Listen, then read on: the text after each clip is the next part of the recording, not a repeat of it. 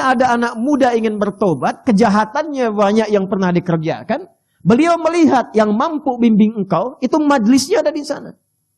Maka berangkatlah anak itu. Di tengah perjalanan, di tengah-tengah lebih sedikit sejengkal saja, sebelum sampai ke tujuan, tiba-tiba datanglah ajalnya, wafat ia. Ini nanti yang menjadikan salah satu kisah ini, turunnya surah keempat. Surah An-Nisa di ayat yang ke-100. Paling kiri sebelah bawah di mushaf. Wa may yuhajir fi sabilillah yajid fil ardi muraghaman katsiran was'a. Wa may yakhruj min baitihi. Ah, ini kalimat pentingnya nih. Catat baik-baik. Wa may yakhruj min baitihi muhajiran ila Allah wa rasuli thumma yudrikul maut faqad waqa ajruhu 'ala Allah.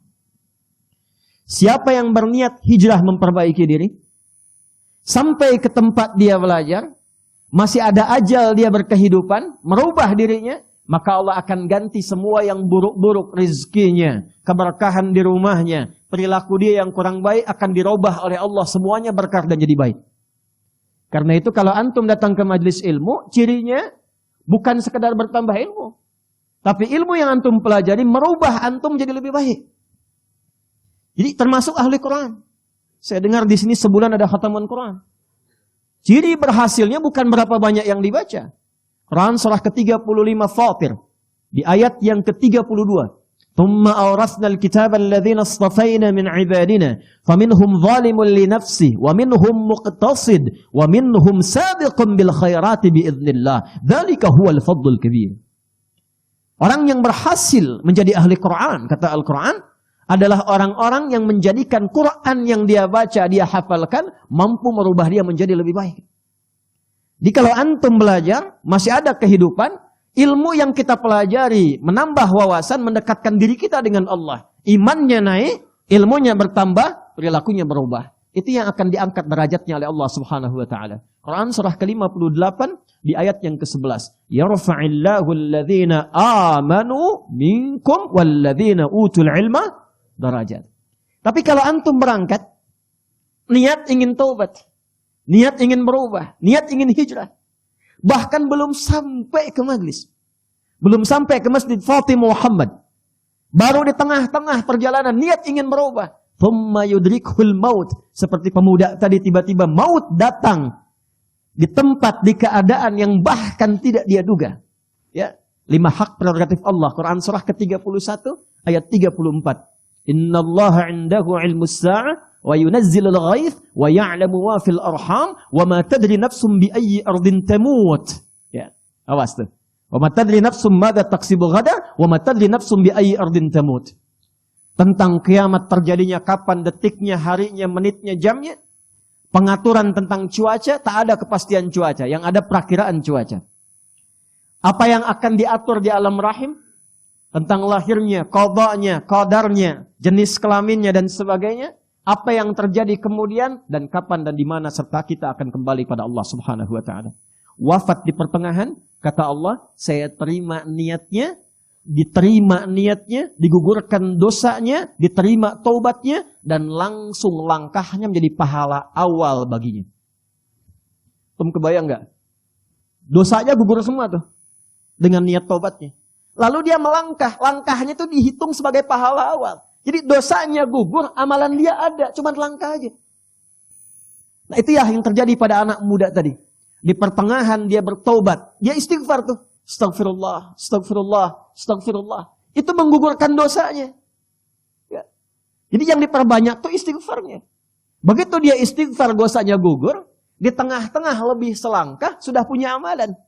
Maka ketika dihitung, amalannya sudah muncul, dosanya gugur, faqad waqa ajruhu 'ala Allah. Ditetapkan oleh Allah punya pahala, masuklah ke dalam surga.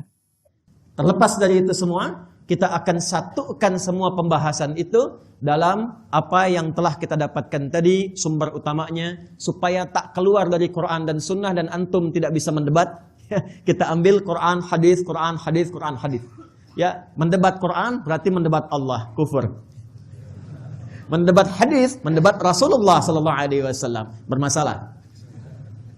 Baik, kita kembali dulu pada suasana yang pertama. Hadisnya nomor 163, Kitabul Iman, Sahih Muslim. halaman 77 paling kiri sebelah atas. Bismillahirrahmanirrahim. Hadis yang pertama saya ambil dari sahabat Abu Hurairah radhiyallahu taala anhu, kemudian dikuatkan nanti oleh Imam Malik bin Anas. Anas bin Malik. Qala haddatsana qala an Anas bin Malik radhiyallahu taala anhu qala inna Aba Dzar yuhaddithu. Kata Anas bin Malik radhiyallahu taala anhu, sahabat kami Abu Dzar Al-Ghifari.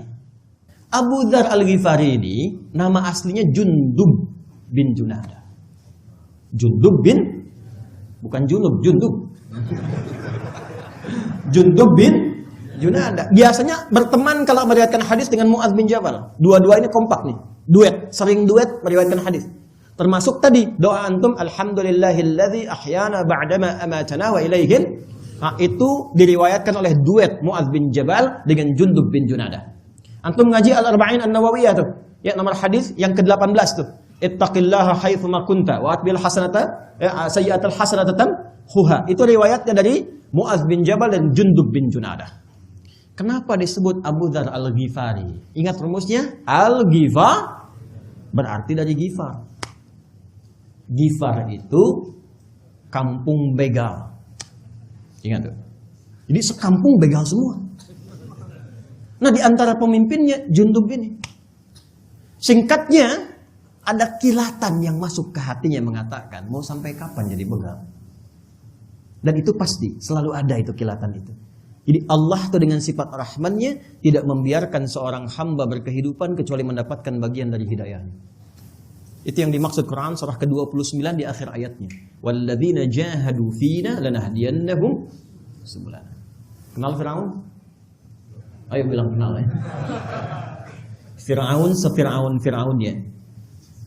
Firaun Fir'aunnya. Nanti babnya lain lah ya. Babnya lain lagi. Pokoknya banyak zalimnya tuh. Ngaku Tuhan. Ya kan? Genosida. Macam-macam sekali. Itu tetap oleh Allah diberikan hak yang sama. Dikirimkan langsung dua nabi, Musa dan Harun. Ini menunjukkan setiap hamba akan mendapatkan kesempatan, peluang untuk kembali mengingat Allah Subhanahu wa taala. Jundub ada kilatan. Ini rumusnya. Begitu berpikir kapan akan berakhir. Dapat info ada seorang mengaku nabi di Mekah. Nah, ini fikih nih ya, fikih taubat nih. Jadi kalau antum sedang tergerak ingin bertobat, jangan ditunggu, cepat lakukan. Fikihnya Jundub. Ya, maka apa yang beliau kerjakan? Langsung disambut kilatan hidayah itu, berangkatlah ke Mekah. Pandangan pertama berjumpa dengan Rasulullah sallallahu alaihi wasallam. Melihat wajahnya saja, belum bicara, lihat wajahnya, langsung tersentuh hatinya, kenanya jiwanya. Ini udah rumus nih. Sentuhlah ia tepat di hatinya, maka ia akan jadi milikmu untuk. Gimana caranya lihat orang langsung kesentuh jiwanya? Baru lihat. Maka nggak tunggu lama beliau bersyahadat. Kata beliau, ya Rasulullah, berikan saya tips pesan singkat. Kata Nabi, pulang dulu, belajar yang betul, baru ingatkan kaum. Atau kama qala Rasulullah SAW. Kata beliau, saya nggak akan pulang sebelum saya mendeklarasikan keislaman saya di sini, depan Ka'bah. Kata Nabi, jangan kau lakukan. Orang-orang belum paham, kau bisa disakiti. Ya, apa jawabnya Jundub bin Junadah? Ya Rasulullah, saya ini membegal terang-terangan. Masa masuk Islam sembunyi-sembunyi? Saya ini membegal terang-terangan, gak enak lah syahadat sembunyi-sembunyi. Maka beliau keluar depan Ka'bah mengatakan, ya ma'syara Quraisyin, ushidu an la ilaha illallah wa anna Muhammad Rasulullah. Hei semua orang Quraisy, lihat nih, saya bersaksi gak ada Tuhan selain Allah dan Muhammad SAW Rasulullah. Kalian mau apa katanya? Pukulin. Jatuh pingsan, begitu akan dihabisi. Ada riwayat menyebutkan ditemukan oleh sahabat Ali bin Abi Thalib radhiyallahu taala anhu. Ada riwayat mengatakan ditemukan oleh paman Nabi Hamzah bin Abdul Muttalib radhiyallahu taala anhu. Begitu kelihatan, oh jangan kalian sakiti lagi, karena ini adalah orang Ghifar. Kalau kemudian dia tewas di sini dan ketahuan suku Ghifar, nggak ada kafilah dagang kita akan lolos lewat situ. Maka sepakat mereka biarkan dia pergi. Pergilah kemudian beliau ini taubatan nasuha. Dan jadilah ini fikih preman tobat. Jadi sinetron preman pensiun. Dan jadi bab kurikulum preman jadi ustad. Karena kembali kemudian ke Ghifar, jadi da'i di sana sampai kelak Madinah dihebohkan dengan langkah kaki dab-dik-duk, dab-dik-duk, dab-dik-duk. Ternyata Jundub bin Junadah membawa hasil pendidikannya, berangkat kemudian ke kota Nabi Sallallahu Alaihi Wasallam, membawa rombongan dari Ghifar sudah pada masuk Islam, bedol desa masuk Islam. Kekuatan satu orang ini. Sahabat Nabi dulu begitu, as-sabiqunal awwalun itu 40 orang. Tapi mereka berpencar kemanapun, membawa magnet keislaman yang kuat. Amr bin As itu cuma jalan sepeninggal Nabi, bawa ekspedisi jalan, gak ngapa-ngapain jalan, ekspedisi.